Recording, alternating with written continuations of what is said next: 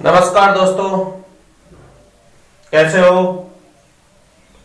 आज के इस करंट जीके के सेशन के साथ मैं राकेश शर्मा लगातार मैं मेरे अच्छे प्रयास कर रहा हूं और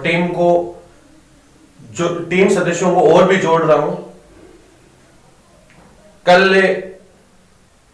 जो चूरू के जो भी टीवी चैनल थे उन्होंने मेरे को कवरेज दी, मैं उनका धन्यवाद कहना चाहूंगा।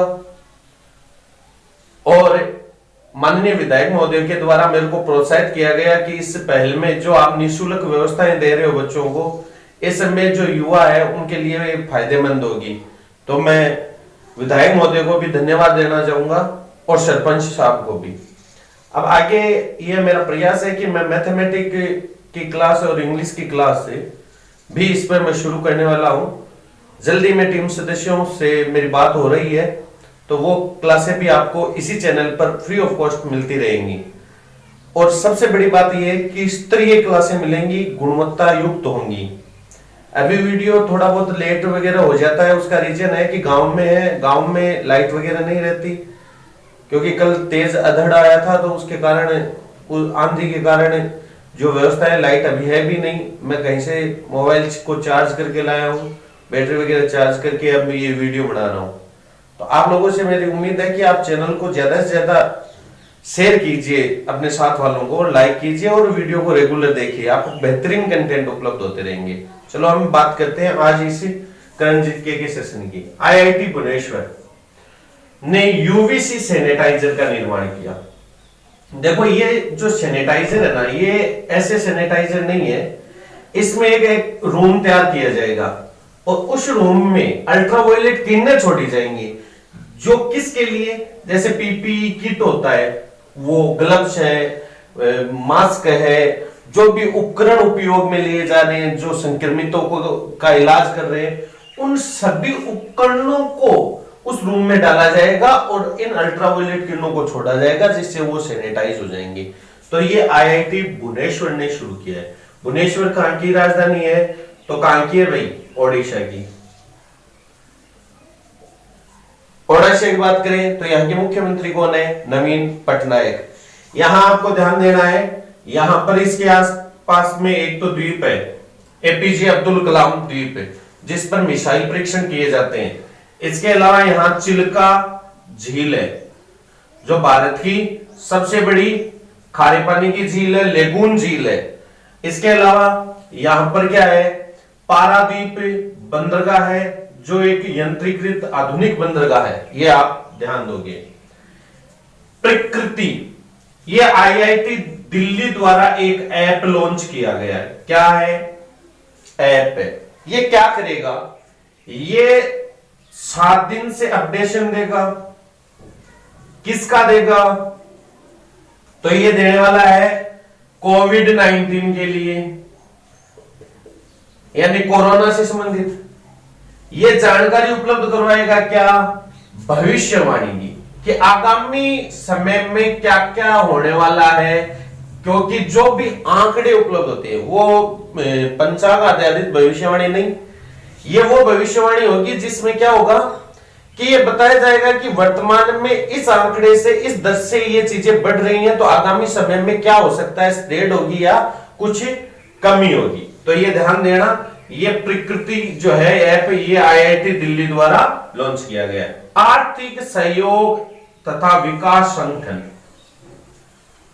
इसमें अमेरिकी दूत मनीषा सिंह, ये भारतीय मूल की है, जो अमेरिका में रह रही है, यानी मूलतः तो भारत की थी, अब वो वहां रह रही है, तो नागरिकता वहां है। तो ये क्वेश्चन पूछा जा सकता है कि अमेरिका की दूत के रूप में मनीषा सिंह नियुक्त की गई है, किसकी? आर्थिक सहयोग तथा विकास संगठन।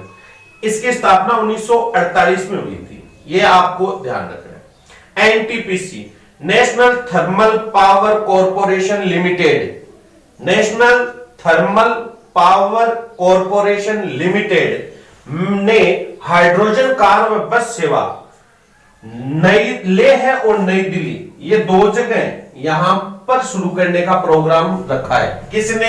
एनटीपीसी ने। एनटीपीसी की स्थापना कब हुई? 1975 में। कहा?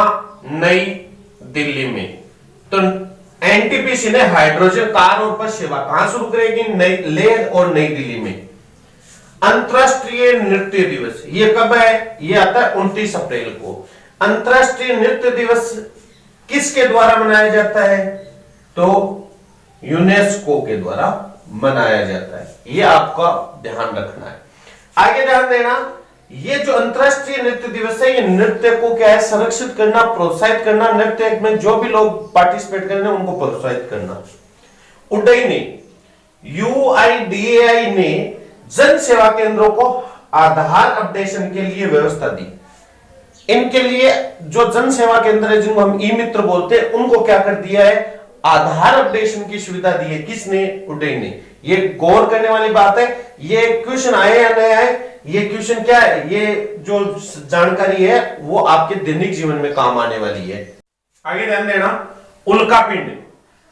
उल्कापिंड जो चर्चा में था 29 अप्रैल को, इसके ऊपर ये चर्चा थी कि पृथ्वी नष्ट हो जाएगी, ये उससे टकराएगा, परंतु इसका ध्यान रखना, ये पृथ्वी के पास से गुजरा है। एक बात है, इसका जो नाम है वो है 1998 OR2। ये ध्यान रखना, ये पूछा जा सकता है कि कौन सा उल्कापिंड है वो पृथ्वी के पास से गुजरा। ये उल्कापिंड 11 वर्ष बाद में फिर आएगा। ये अपनी ऑर्बिट में जब घूम रहा है तो ये दोबारा आएगा 11 वर्ष बाद में। तो ये ध्यान रखना, ये 11 वर्ष बाद में पृथ्वी के आसपास से कहीं से गुजरेगा। तो इसका नाम है उल्कापिंड 1998 OR2। आगे ध्यान देना, विश्व मुक्केबाजी चैंपियनशिप 2021, इसमें जो आईबीए है, इंटरनेशनल बॉक्सिंग एसोसिएशन है, इसने क्या किया कि इसकी मेजबानी थी भारत के पास। ये चर्चा में तब है, परंतु आईबीए द्वारा तय मानकों पर भारत खरा नहीं उतर पाया, तो ये मेजबानी किसके पास चली गई? सर्बिया के पास चली गई। और ये जो इवेंट है ये कब आयोजित होगी? 2021 में। ध्यान देना, विश्व मुक्केबाजी चैंपियनशिप 2021 का आयोजन सर्बिया में होगा। पहले कहां होना था? भारत में। आइए ध्यान देना, पीटरबर्ग जलवायु संवाद के 11वें सत्र, पीटरबर्ग जलवायु संवाद क्लाइमेट से संबंधित था। हालांकि मैं ये कह रहा हूं कि लॉकडाउन के कारण क्लाइमेट में बहुत शुद्धिकरण हुआ है। ये मानिए कि जैसे घर में मानते हैं कि हवन से शुद्धिकरण होता है, तो वैसा ही यहां पर है। 11वें सत्र में भारत का प्रतिनिधित्व है। ये वर्चुअल मीटिंग हो रही है। अभी कोई भी मीटिंग है वो वर्चुअल मीटिंग है, यानी वीडियो कॉन्फ्रेंसिंग से है।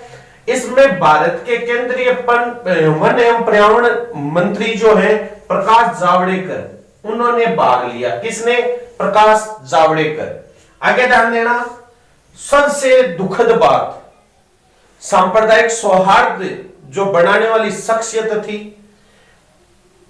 एक आइडियल पर्सनालिटी थी, अपने जीवन को जीने वाला, जो एक अलग वे में जीने वाला व्यक्ति था, इरफान खान। ये क्या थे? ये अभिनेता थे। पहली बार मैं कह रहा हूं कि इन पे क्वेश्चन आएगा। इनको रोग क्या था? न्यूरो एंडोक्रिन कैंसर था। इनकी 53 वर्ष की उम्र में मृत्यु हो गई। इनको 2011 में पद्मश्री मिला। इनकी पहली फिल्म थी सलाम बॉम्बे। सलाम बॉम्बे। ध्यान देना, ये जो इरफान खान थे, इनकी एक फिल्म थी लाइफ ऑफ पाई। बहुत प्रसिद्धि हासिल की इन्होंने इस फिल्म से। और भी इनका जो किरदार था वो काफी सुलझा हुआ था। यानी मैं आपको एक बात बताता हूं कि एपीजे अब्दुल कलाम जो शख्सियत थी और इरफान खान जो शख्सियत थी, इन दोनों के बारे में जब मैंने पहली बार सुना, मेरी पर्सनली मैं बात बताता हूं कि मैंने पहली बार ऐसे सुना तो मेरे को ऐसे फील हुआ कि शायद मैंने मेरा कोई निजी आदमी खो दिया है, यानी खुद का निजी आघात महसूस किया मैंने। वो कौन थे? इरफान खान। इनको पहली बात ध्यान देना 2011 में पद्मश्री। ये हॉलीवुड मूवी भी बनाते थे और बॉलीवुड मूवी भी बनाते थे। अब एक चर्चा हो रहा है आज के ये जो न्यूज में ये है कि WHO ने एक मैप जारी किया था। उस मैप में लद्दाख को लद्दाख का कौन सा पार्ट? अक्साई चीन, जो विवादित है क्योंकि वो भारत से हड़पा गया, चीन का क्षेत्र बताया जा रहा है, यानी चीन ने भारत से हड़प लिया। और ये WHO ने इस मैप अक्साई चीन वाले हिस्से को पूरा किस में दिखा दिया? चीन में। तो ये अभी विवाद का विषय है, तो ये आपको ध्यान रखना है। ये इंटरनेशनल सबसे बड़ी एजेंसियों में पहली बार ऐसा हुआ है। इसके बाद में ध्यान देना, नाबालिग मृत्युदंड पर रोक। नाबालिग कोई भी है और उसको सजाए मौत यदि मिलती है तो सऊदी अरब में जो पहले मिलती थी अब उस पर रोक लगा दी गई है। किसने? सऊदी अरब में। आपको पता होना चाहिए कि सऊदी अरब जो है वहां पर कानून की पालना है वो काफी सख्ती से की जाती है। आगे ध्यान देना, कल का आपका क्वेश्चन था यूएसए और कनाडा, इनके मध्य सीमांकन कितने डिग्री से हुआ है? तो 49 डिग्री उत्तरी अक्षांश रेखा। आज का आपका क्वेश्चन है कि स्पेन व फ्रांस के मध्य सीमांकन कौन सी पर्वत श्रेणी करती है? पर्वत श्रेणी करती है। स्पेन व फ्रांस के मध्य सीमांकन कौन सी पर्वत श्रेणी करती है? यह आप उत्तर कमेंट बॉक्स में लिख के जरूर दोगे। इन क्वेश्चनों से, एक एक क्वेश्चन से आपके पास एक ऐसी डिटेल तैयार हो जाएगी कि इनमें से भी क्वेश्चन आते हैं। तो आप लोगों से मेरी फिर रिक्वेस्ट है कि चैनल को यदि सब्सक्राइब नहीं किया तो सब्सक्राइब कीजिए, शेयर कीजिए, लाइक कीजिए। आप लोगों का सपोर्ट की मेरे को बहुत जरूरत है।